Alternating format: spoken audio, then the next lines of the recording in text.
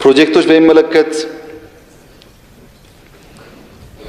የተነሳው ጥያቄ ያ ፕሮጀክት አንድ ሀገር የምትለወጠው የምትበለጽገው በፕሮጀክት ነው። ሀገር ማለት የፕሮጀክቶች ድምር ማለት ናት። ፕሮግራም የሚሆነው ፕሮጀክት ሲደመር ነው። ህዳሴው መንገዱ ምናምን ፕሮጀክት ሲደመር ብልጽግና ያመጣል። ፕሮጀክት በወጉ ያልመራ መንግስት ፕሮግራም አይመራም፣ ብልጽግና ያመጣም። ነገር ግን እንደ ኢትዮጵያ ያለ ኢንስቲትዩሽን የሌለበት ሲስተም የሌለበት ሁሉ ሰው እኩል የማይተጋበት ሀገር ሲሆን በየደረጃው ያሉ አመራሮች ኤክስትራ ስራ መስራት ይጠበቅባቸዋል። ለምሳሌ አድዋ እንደዛ አምሮ ያያችሁት ክብርት ከንቲባዋና ቲማቸው በየቀኑ ማታ 5 ሰዓት እየገመገሙ ስለመሩት ነው። በየቀኑ ማታ 5 ሰዓት እናንተ መኖራችሁ በዛ ሰዓት አላቅም። በየቀኑ ሳይት ላይ ግምገማ አላቸው። በትጋት ነው ይመጣው፣ በስራ ነው ይመጣው። ኢንስቲትዩሽን የለም ነግረህ ብቻ ይሳካ ማለት አይቻልም። ህዳሴም ይሁን አድዋም ይሁን በየቀኑ በሚደረግ ክትትል እና አመራር ነው ውጤት ይመጣው። እዚህ አካባቢ ደግሞ ያሉ ሰዎች ሁሉ ጋር መድረስ አይችሉም። በየደረጃ ያለ አመራር በወረዳም በዞንም በክልልም ያንን ባህሪ ተላብሶ ስራን በየለቱ የሚከታተል መሆን አለበት። ክትትል አለመርካት፣ ሁለተኛው ቁልፍ ነገር አለመርካት ነው። እርካታ የእድገት ጸር ነው። ለምሳሌ አዲስ አበባ ላይ በጀመርነው ሪፎርም ቦሌ 4 ኪሎ፣ ቸርቸር ጎዳና፣ ፒያሳ አካባቢ ጅምር ለውጦች አሉ። ለከተማው አመራሮች እንደነገርኳቸው ይሄ ስራ የዛሬ ወር 2 ወር ካለቀ በሚቀጥለው 2-3 ወር መነጋገር ያለብን ከሳር ቤት ጎተራ ወሎ ሰፈር ከቦሌ መገናኛ ከመገናኛ 4 ኪሎ ማስፋት ነው እንጂ ቸርቸር ስለተሰራ በቃ የሚባል ነገር አይሰራም። ያ ካለቀስ ሲኤምሲና መገናኛን እንዴት እናገናኘው? አቃቂና ቦሌ እንዴት እናገናኘው? ለቡና ሳር ቤት እንዴት እናገናኘው? መሀል ላይ የሚፈርስ የሚጠገን ካለ ማለት ነው። ይሄን ስናገናኝ እንዳለው አዲስ አበባ ሙሉ ውብ ትሆናለች። ሌላውም ልምድ ታካፍላለች። ትጋት ክትትል ኖሮ እርካታ ግን ካለ አይሳካም። አድዋን ሰራ ነው ካልን አይሳካም። አድዋ ጀመር ገና ነው።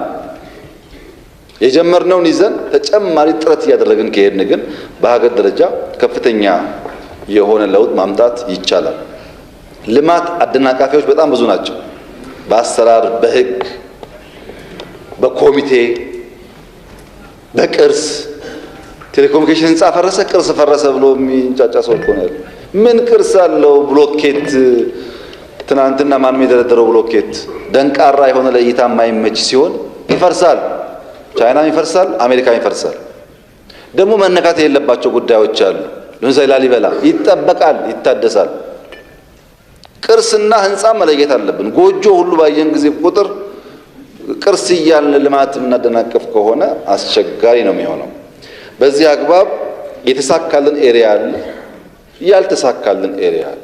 ለምን ያላችሁ እንደሆነ የፖሊሲ ችግር ሳይሆን የመቀበልና የማስፈጸም ችግር አለ። ለምሳሌ ስንዴ ለሁሉም ክልል እኩል ፖሊሲ ነው፣ ለሁሉም ክልል እኩል ስልጠና ነው። አንዳንዱ የተሻለ ይሰራዋል፣ አንዳንዱ በዛ ልክ አይሮጥም። ይሄ መቀየር አለበት።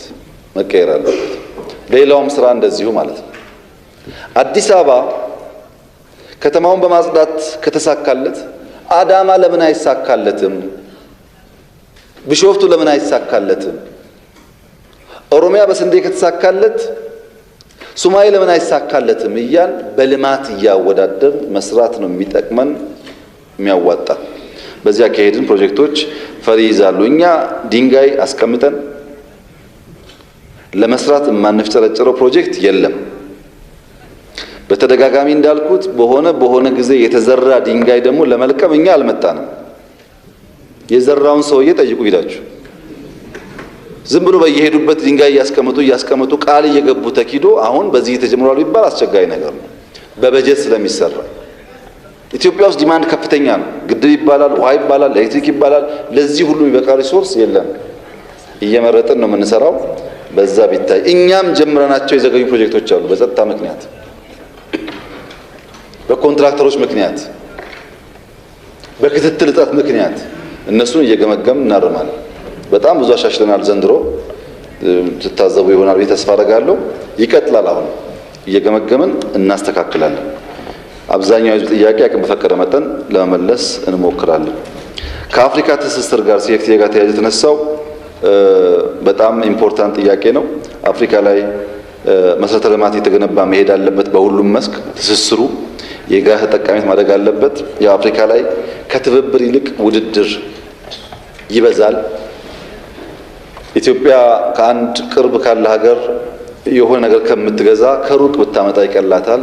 እዛም እንደዚሁ በትብብር ውስጥ ያለ ነገር ገና ችግር አለ። ግን ባለፈው ዓመት ተኩል ገደማ ከኬንያ ጋር ለመጀመሪያ ጊዜ የኤሌክትሪክ ሽያጭ ተስማምተናል። ታውቃላችሁ። አሁን ከታንዛኒያ ጋር ድርድር ጨርሰናል። በቅርቡ እንፈራረማለን። ታንዛኒያ ጋር ከጨረስን ኦል ዘ ዌይ ዳውን ወደ ሳውዝ ለመውረድ እድል ይሰጣል ማለት ነው። እንደሱ እያደረግን በመንገድም በኤሌክትሪክም የተሳሰርን ከሄድን ልማትና የጋራ ጥቅም እያደገ ሲሄድ ሌላ ጉዳይ እየቀነሰ እንደሚሄድ ይታሰባል። የስፖርት ጨዋታ ቁማርን በሚመለከት የስፖርት ጨዋታ ውድድርን፣ ፉክክርን በሚመለከት ቤቲንግ የሚባለውን በሚመለከት የተሟላ መረጃ ስለሌለኝ ብሔራዊ ሎተሪ ሁኔታውን አጥንቶ የሌሎች ሀገራት ልምድም ቀምሮ የሚሰራበትን መንገድ እንከተላለን። ብዙ መረጃ ስለሌለኝ አሁን ብዙ ማለት አልችልም። ነገር ግን ብሔራዊ ሎተሪ ዋና ስራው ይሄ ስለሆነ በእነሱ ተጠንቶ ትክክለኛና የሚሻለውን ለትውልድ የሚበጀውን መንገድ እንከተላለን። ቱሪዝም በሚመለከት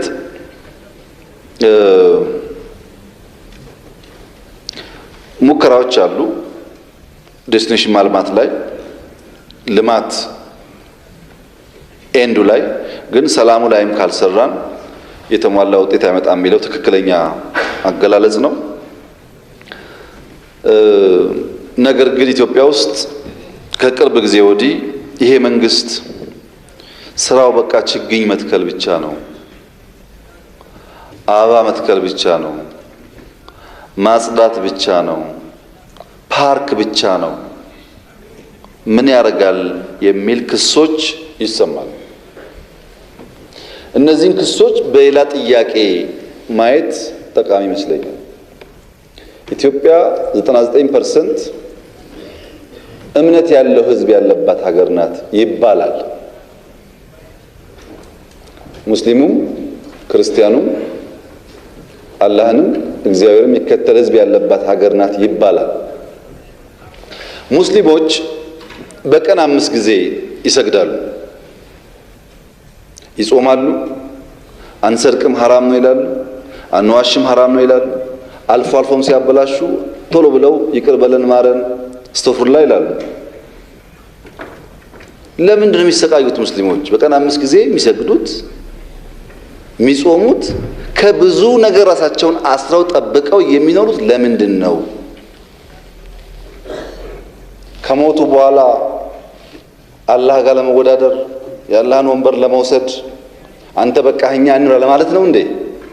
አይመስለኝም። ክርስቲያኖች ጾመው ጸልየው አንዳንዶች ገዳም ገብተው ራሳቸውን ጎርተው ቢችሉም ባይችሉም አንዋሽም አንቀጥፍም ብለው እድሜያቸውን በሙሉ የሚሰቃዩት ከሞቱ በኋላ አምላክ ወይ በቃ አሁን በቅቷል አንተ ወንበሯን ለቀቅ አድርግልንና እኛ እንቀመጥበት ለማለት ነው እንዴ? አይደለም። ጥሩ ዛፍ፣ ጥሩ አበባ፣ ጥሩ ሽታ ያለበት ቦታ ለመውረስ ነው። ይሄ ሁሉ በምድር ላይ የምንሰቃየው ገነትን ለመውረስ ነው። ገነት ምንድን ነው? ጥሩ ዛፍ፣ ጥሩ አበባ፣ ጥሩ ሽታ፣ ሌላ ምስጢር የለውም። የሰው ልጅ የህይወት ሙሉ ጥረት እስላምም ቢሆን ክርስቲያን የሚሸት ቦታ እንዳልሄድ፣ የሚያቃጥል ቦታ እንዳልሄድ፣ የሚያስጠላ ቦታ እንዳልሄድ፣ ንጹህ ቦታ ይሻለኛል ብሎ የሚሰቃየው እንጂ ለስልጣን አይመስለኝም። ስንጾም ስንጸልይ የምንኖረው ገና ስንሞት ጥሩ ዛፍ ያለበት ቦታ ለመኖር እድሜያችን የምንሰቃይ ሰዎች እንዴት አሁን ፓርክ አይሰራ እንላለን? ፓርክ ማለት እኮ ትንሹ የገነት ሞዴል ማለት ነው። ገነትን አያክልም፣ ገነትን አያክልም። ገነት በጣም ብዙ ሰላም አለው፣ ብዙ ነገር አለው። እሱን ተስፋ እናደርጋለን። በምድር ላይ ግን ንጹህ ስፍራ ሲሰራ፣ ችግኝ ሲተከል፣ ውሃ ሲገደብ የሚጠላ ሰው ለምን በጾም በጸሎት ራሱ ያስቸግራል ነው ጉዳዩ።